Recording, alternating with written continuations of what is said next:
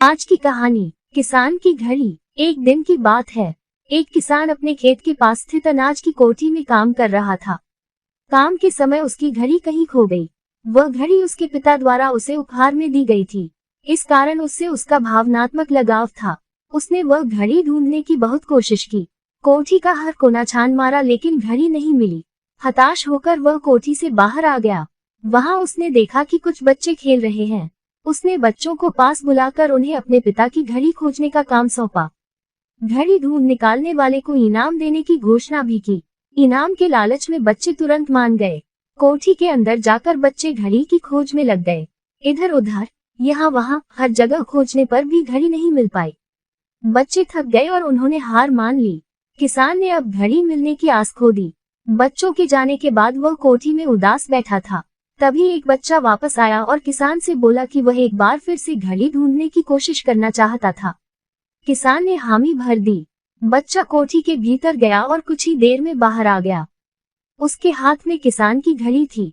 जब किसान ने वह घड़ी देखी तो बहुत खुश हुआ।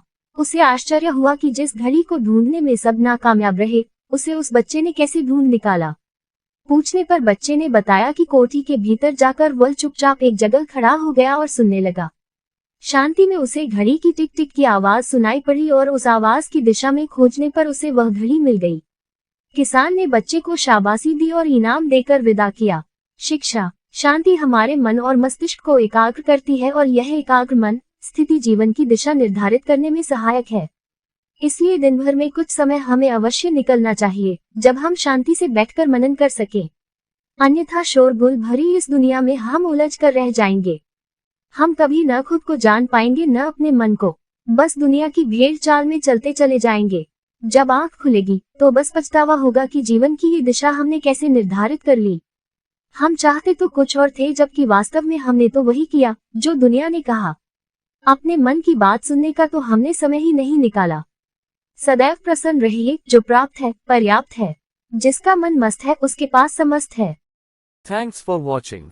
Please subscribe the channel. Don't forget to like and share. And also press the bell icon to get notification of next video.